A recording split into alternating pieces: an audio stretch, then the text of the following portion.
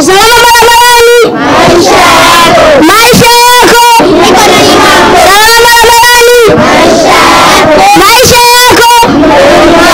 Usalama wa barabarani ni muhimu kwa wanafunzi wa shule za msingi kwa sababu husaidia kulinda maisha yao. Wanapojua jinsi ya kuvuka barabara kwa usalama, kutembea kwenye njia za waenda kwa miguu na kutambua alama za barabarani, wanapunguza hatari ya ajali. Pia wanapojua sheria za barabarani, wanajua jinsi ya kutumia usafiri kwa usalama, na hii inawawezesha kufika shuleni na kurudi nyumbani bila matatizo. Hata hivyo, usalama barabarani unawezesha wanafunzi kuwa salama na kuepuka ajali. Hivyo usalama wa barabarani kwa wanafunzi ni muhimu sana ili kuwalinda dhidi ya ajali wakati wanapotumia barabara kwenda na kurudi shuleni. Hata hivyo, mwalimu mkuu ameeleza kuwa umuhimu wa elimu ya usalama barabarani kwa wanafunzi wa shule ya msingi unavyowasaidia kupunguza ajali za barabarani kwa wanafunzi, hususani kwa shule za msingi. Msiankile yule sana Mwampala ni mwalimu mkuu msaidizi shule ya msingi Morobona. Elimu hii iliyotolewa ya usalama barabarani itasaidia wanafunzi kwa ajili ya usalama wao katika kuvuka barabarani, kwani imekuwa changamoto kubwa sana kuvuka kuja shuleni na kurudi nyumbani, kwa ajili mara nyingi walikuwa wanapata ajali. Lakini kwa elimu hii walioipata, tunaamini wanafunzi wote watakuwa salama kwa ajili ya kuvuka barabara. Wanafunzi wawili walikwisha kupata ajali, ni mmoja aliumia miguu, lakini mwingine alivunjika mkono. Lakini tunashukuru kwa elimu hii aliyoipata, itasaidia katika kuwa makini katika kuvuka barabara. Kama shule kuna masomo mbalimbali yanayofundisha juu ya alama za barabarani, hasa somo la sayansi, wanajifunza alama za barabarani, na pia mara nyingi kuna klabu ya usalama barabarani, kwa walimu wanakuwa wanaendelea kuwakumbusha na kuwafundisha juu ya usalama barabarani. Hawa ni baadhi ya wanafunzi waliokumbana na ulemavu uliosababishwa na ajali barabarani kwa kutokutambua alama za barabarani. Nilipata ajali ya pikipiki, ilikuwa asubuhi na kuja shule. Nilikuwa napita pembeni na barabara, pikipiki ikaja iko spidi, ilikuja ilikuwa naenda kuchukua mafuta. Nilikwenda kuchukua mafuta, ikafika na mgonga na ikakimbia. Elimu niliyopata leo najifunza elimu ya mguu kushoto. Kuna jini naitwa Jennifer. Nilipata ajali ya bajaji. Tulikuwa tumeenda kutembea mwaka mpya. Tulifika hiyo sehemu palikuwa kuna shimo, bajaji ikapinduka. Mtu akaja akafika nyuma bajaji, tukapona, lakini nitavuka mkono. Elimu leo nilipata, hata siku nyingine nikiwa hata kwenye usafiri itanisaidia. Ukitaka kuvuka barabara ambayo haina kivuko, unaangalia upande wa kulia, alafu unafuata kushoto, unarudi tena kulia, alafu ndio unavuka. Je, jukumu la usalama wa watoto barabarani ni la nani? Ambapo afande wa usalama barabarani wanaojulikana kama traffic amejibu swali hili na kutoa ufafanuzi kuhusu kutoa elimu kabla, baada ya kutoa elimu, ni vipi imesaidia. Afande Emmanuel katika kikosi cha usalama barabarani la Kasulu. Kuhakikisha watoto wako salama ni jukumu letu. Pia tunahakikisha vivuko vile vya waenda kwa miguu anakuwepo askari kuanzia asubuhi mpaka ule muda wanafunzi kurudi nyumbani. Lakini pia tunatoa elimu mashuleni, elimu zetu la kila siku. Sasa kama hivi tunavyoendeleza, ndio jukumu letu askari. Hapo tunasema ni matokeo. Kwanza moja, yamepunguza ajali kwa asilimia nyingi kubwa tofauti na awali. Sasa kidogo ni matokeo ya ajali zinazohusisha wanafunzi ama watembea kwa miguu imekuwa kidogo ni pungufu. Sasa ni watu wa changamoto pale Kijanamo, lakini baada ya zoezi la swala la elimu na namna ambayo sasa tunaamua kuchukua hizo taratibu, jeshi la polisi limeboresha hususan kwenye upande wa usalama, upande wa elimu. Tunatoa elimu na tunahakikisha tunawavusha watoto wakati wote na tunakaa nao kuweka jirani, hasa kwenye sehemu zao zile. Kila shule yote tunapita, kuna polisi jamii wenzetu wao wanapita kule na sisi tunapata nao pamoja kuhakikisha watoto watoto wanasafiri na wanakwenda mashuleni salama. Pia tofauti na hapo, huwa tunaziitisha, kwa mfano hizi shule zetu za hapa mjini tunawaitisha wale wenye shule binafsi. Kwa hiyo magari yao binafsi wao tunawaita, na wale wenye shule mbalimbali tunawapa elimu na vyombo vyao vinakaguliwa. Kwa wazazi, mimi naweza nikaomba tu neno moja, wasiseme tu kwa kuwa mtoto anakwenda shule jukumu lake pia yeye hata yeye kumsindikiza au kumpa support sehemu zenye vivuko.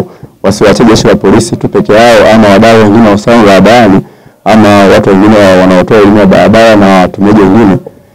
Mtoto mzazi au mtu wa kwanza sasa kumwiskote mtoto wake pale anapokuwa anaona kuna changamoto. Kwa mfano wazazi wanaokaa Kasulu maeneo ya Kumsenga, wanaokaa Nyasha, hatukatai askari na kuwepo pale, lakini unakuta mtoto mwingine ndugu kabisa, mzazi anataka amwacha aende mwenyewe tu. Basi wewe unataka jirani yako mtoto mwingine ambaye ana umri kidogo wa kadri, amshike hata mkono au mfikishe mwenyewe sehemu za vivuko zile. Akisha amevuka salama mtoto, na ujue yeye mtoto muda wa kurudi shule ndio muda wake, nenda kamfushe au nenda pale kampokea wale maeneo ambayo korofi, sitegemee msaada tu. Mkuu wa kituo cha kikanda cha umahiri katika usalama barabarani NIT Godlisten Msumanje ameeleza kwa undani zaidi kuhusu elimu hii ya usalama wa barabarani. Katika zoezi hili la ufundishaji au utoaji wa elimu, tunawalenga wanafunzi wa shule za msingi, lakini pia tunalenga madereva bodaboda, bajaji na madereva wa magari madogo. Kwa huku Kasulu wanaita mchomoko, kwa maeneo mengine wanaita daladala kama kule Dar es Salaam. Lengo kuu ni kutaka kuwajengea uelewa wa matumizi sahihi ya barabara, ili waweze kutumia barabara zetu kwa usahihi, ili tuweze kupunguza ajali.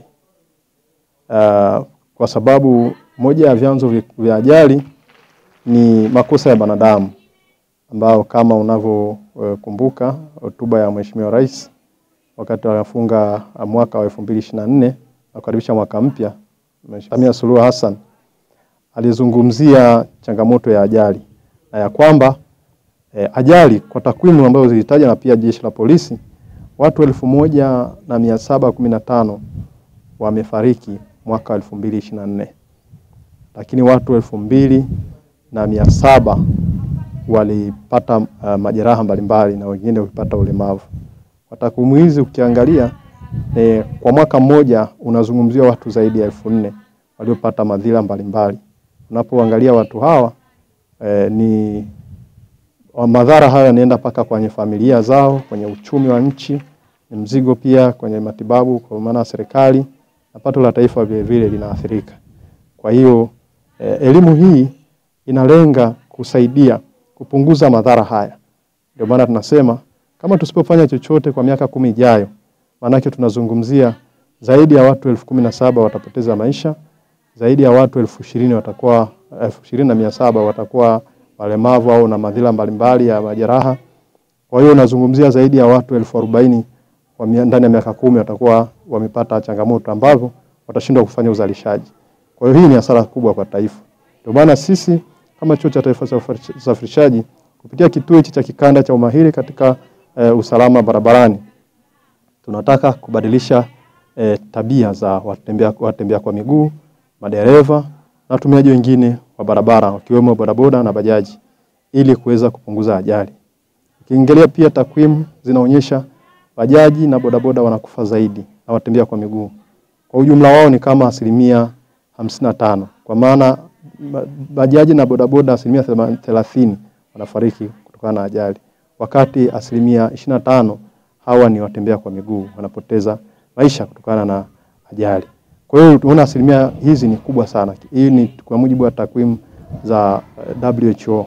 Kwa hiyo juhudi hizi za serikali pia za kuanzisha kituo hichi ni kusaidia kuweza kutoa elimu, kwa maana makosa mengi kama uendeshaji mbaya, usiozingatia sheria, mwendo kasi, haya yote ni vyanzo vikuu vya ajali. Matumizi ya pombe au vileo wakati unaendesha gari. Elimu peke yake haitoshi. Ndio maana pia tuna sheria za usalama barabarani na sheria nyinginezo za kuweza kuwalazimisha wale ambao hawataki kubadilika.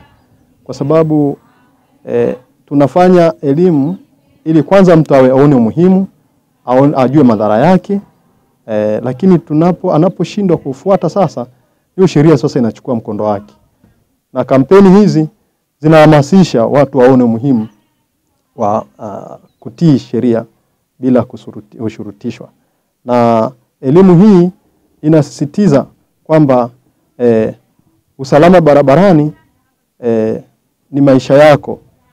Usalama barabarani, maisha yako mikononi mwako. Kwa maana hiyo slogan hii au theme hii tunafanya hivi kwa sababu tunataka kuwakumbusha kwamba unapokuwa barabarani, thamani ya maisha yako umeibeba mwenyewe. Unaposhindwa kufuata utaratibu au kufuata sheria vizuri za usalama barabarani, wewe mwenyewe ndio unaathiri maisha yako. Lakini sio ya kwako peke yako, unaathiri maisha ya watu wengine.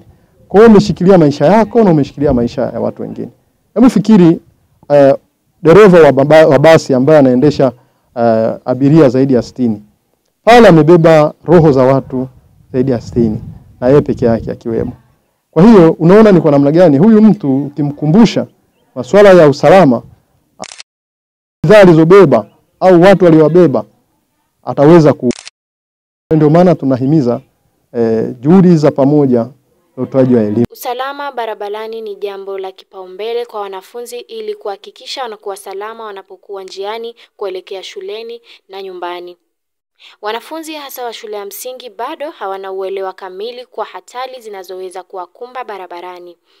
Hivyo ni muhimu kuwafundisha na kuwaelimisha kuhusu sheria barabarani. Aidha, ni jukumu la wazazi, walimu na jamii kiujumla kuhakikisha mazingira ya shule na maeneo yanayozunguka shule yanakuwa salama kwa watoto. Nikiripoti kutoka katika chumba cha habari, ni mimi Rahma Said, UBA Kigoma.